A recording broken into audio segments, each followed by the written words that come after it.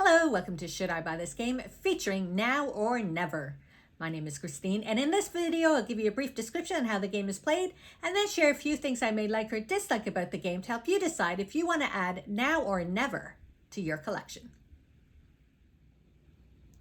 Here we have a completed game of Now or Never, and I'm going to start by talking about the hero boards. There are 4 different heroes in the game, and each one has asymmetrical abilities. So up here we find this is where we move and how many movements we can take per turn. Down here is what's called mana, and different characters have different amounts, and then it gives them different abilities. This is our heart track, and again there's different amounts of hearts that each character has, and that's what we use when we're fighting. And then also when we're fighting, you have different starter abilities that you can later buy gear cards for to cover them up to strengthen all your fighting abilities. So on the game board is where we travel to different areas and we gain benefits, we go on quests, and we fight monsters. And to do that, you use your hero tile. And on the board, I had showed you how much movement you have. So Zeke has a 2, a 3, and a 4. So you choose where you want to go and you move. So say I want to go to here with my 2 movement, I just move 1, 2. Because I went on a mountain, you would lose 1 heart on your heart track. I'm going to move Zeke aside. But here we have this token, and these are search tokens. And they cost 1 coin and then hearts on your roll. So we have this die, and we roll it, and a 3 came up. So that means I would pay 3 hearts on my heart track, and I would turn it over, and I would automatically get 4 coins and a quest card. And then these go onto your player mat, and when we're at the end of the season during production, you will gain 1 coin for each tile. And each of these tiles have different benefits, and some of them allow you to get villagers, which is really beneficial in the game. So that is the search tiles. But say from here, we want to go to Underguarded. Now we've crossed over a monster. I'm going to talk about the monsters in a minute, but first I just want to talk about Underguarded. So this is a quest card, and this one wants you to go to Underguarded. It wants you to pay 2 books, so you would go down 2 books on your resource track. And once you do that, you can add this to your player board. And for one of your mana tokens, you can take 1 hero action at 3 movements. And so that allows you to get that extra movement, which would be really beneficial sometimes. And at the end of the game, you would receive 1 victory point. And then while you were there, you'd be able to trade in 2 experience tokens to get another quest card and 6 coins. But to get here, we had to cross over this mountain. And different monsters have different strengths and weaknesses. So this is a 3. So he has a heart of 9. So you need 9 to kill him, and he's going to attack you with 4. Whereas this one has a strength of 12, and he's going to attack you back at 5. And this one's 13 and 5. So what that means is if you fight him, you get the die, you roll it, and I rolled a 4. So I would come over here and see what I had at 4, and at 4, I had an attack of 7. So being 9, I've cut him down by 7. He would now be at 2, and my heart track would go down. And then I would roll 1 more time, and I got a 2, and at a 2, I can use 1 of my mana to attack him with 7, and I am shielded by 1. So he would be dead, I'd be down a few hearts, and then in return, I would receive a coin, an experience token, and a villager, which I'll talk about in a moment. So if you're going to fight monsters, in this game that we just played, I went all in, and I wanted to fight the monsters, and I had monster fighting cards. So I really upgraded my gear, because you can it's a great way to get villagers, which you want a lot of, and these extra bonuses. And as you go up, there's some, if you get all the way to 9, this one gets you 4 villagers and a book. but he's a strength of 21, so it's very powerful. But you can see you can really get different benefits. This one gives you 3 villagers and the experience. And so that is what you're doing across this board. You're just going to the different areas, getting some different benefits, cashing in your quest cards if you have the ability, so you can get points at the end. But you only get 3 movements per season on this board. The other half of the game rotates around your specialists. Now there's some different ones. This one gets you gear, and these here are your little gear tokens, cards, whichever. And there's also blue ones. This one refreshes your heart track. It doesn't automatically refresh when you come back from town or at the new season. You have to pay the 5 coins to refresh your heart track. And then I would also receive a shell. This is how you get to build. You have to pay this fee, so 5 coins. You get to build, and I would get that token. And here, if you pay 3 coins, you would get 2 experience tokens plus 2 hearts on your heart track. Now, I recommend having a couple more building specialists, because you're going to want to build as many buildings as you can. And especially this one here, where it's only 3 coins to build, plus you get the shell. So what we're talking about when we're building is this side of the board. You start with 20 buildings and you lay them out in 5 by 4. And you start by picking one building. And from there, you can only take the buildings that are around it. And then once you take that one, you have more access to buildings. So like these buildings in the corner, I never actually had access to them. And you put out the buildings randomly. You can't choose where you want to put your buildings. And then as you build, you pay the costs and you add them to your little board, the town board.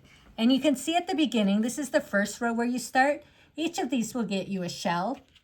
And then some of them though, which one is it? This, you have to pay 2 extra coins to build there. But if you complete a row, you can get end of game scoring. These here are our villagers. And each building will house 1 villager. But if it has a bed, then it will house an additional villager. So even though I only want 4 here to start with, by having these 2 and not these buildings, I was able to get 4 villagers into the row to get their supplies. Because at the end of a season, when we go into production, that's when we cash in all these tokens. And so what happens is, you look here, this one here is end of game scoring. This one gives me 1 of this resource. This one gives me a book, and that's end of game scoring. This one gives me a shell. And then here I have 1 of each of the benefits. So the shells will go up, and these will move up. This one, during the game, will give you 2 coins. At the end of the game, you do not get to cash it in. This one, I get another shell, so I move that up here. Now we get a hammer. I get another book, and the books are used for your quests, so it's good to get some books early in the game. And then I get 1 of each of the benefits. Then back here, I get another book. I get another book, and this token allowed me to buy these for 1 less coin. That was the first building I built. This one, I get a book as well as end of game scoring, and a book as well as an extra movement, which is very beneficial. And then again, I get 1 of each of the resources. And when you have these search tokens, as I mentioned, you get 2 coins. So now that we have all these resources here, then we go and see how much money they are worth. So on this seasons board is the market, and this gives you a grid on how you can cash in your tokens. So you would see how many you have of each one and decide what is the most beneficial way for you to receive the most money from your resources, and you can cash them in. And if during the game you get more resources, like between the seasons, you can come here at any point and cash in your tokens or your resources for money at any point during the game. There is also a story mode, and there's 6 different chapters, and each chapter has different character quests and objectives all divided up. And you would do these quests when you're at a city or a spot that has the alphabet letter. And just to let you know, the game board is also double-sided. So now I'm going to talk about some things we liked about the game. And overall, we really enjoyed playing this game. And so the first thing is the buildings. It's very important that in that very first season, you try to get some buildings out. Because 1, it's going to give you resources. And 2, once you have a building, you can get some villagers out. And they also give you resources. Again, as I mentioned, if it has a bed like this, you can put 2 resources or two villagers, even if you only have 1 building. Now you want to be careful of your starting building, because say if you pick a building like this where it's only 3, so you're like perfect, but you're only getting hearts, you're not getting any resources at the end of the season. So that may not be a good one to start with. I decided to go with this one because I could pay 1 less on all future buildings, and I could get a book, which I needed for my quests. So it's very important. This is the bulk of where you're making money.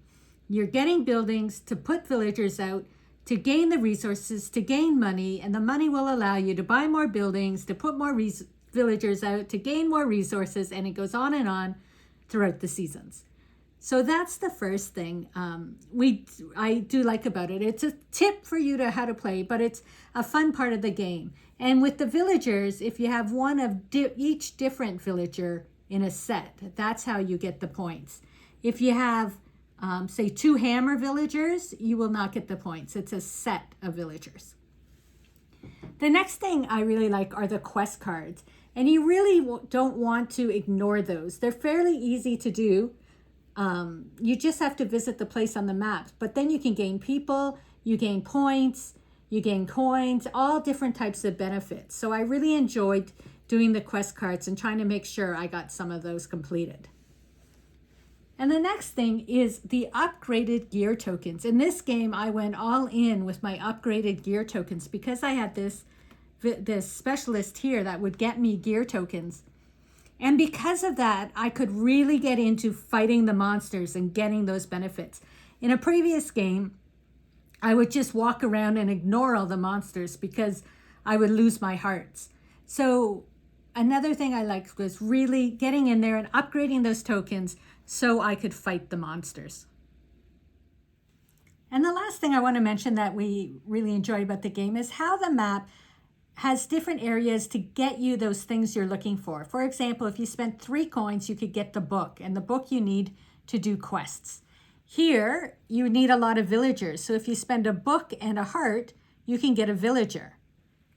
And as we move along, here you can trade in a heart for a hammer, which gets you money. Here is straight up 5 hearts for 5 coins. And even down here, you can go to get your gear card and you can get a quest card as well. And when it has the eye, it means you can look at 2 quest cards and then keep one of them because there's 1 card listed. And there's different benefits on this board as well, but it's really helpful when you're looking for something specific that you need in your game. And now a few small things we disliked about the game. And the first one is how expensive some of these buildings are. If I had started with this one where I thought, great, it's only 3 coins, but the one beside it is 20, like it would take me a long time to get 20 coins at the beginning of the game to buy this building. Even at the end of the game, I didn't buy this building. It's quite expensive. And then there's 12, 14. I did get a couple expensive ones at the end, but that's only because I had money to spare. So next thing is over here, our specialist. Even though we have these specialists in our player board, every single time you use the specialist, you have to pay again. So I would have to pay 5 coins every time I want to refresh my hearts, and then the specialist gets turned over and you cannot use it again that season.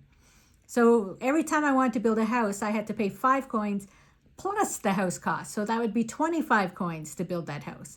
Or if you're able to get one of these cheaper ones, then it's 3 coins plus the house cost. So it just keeps adding on and making you not build up your town as quick as you would like.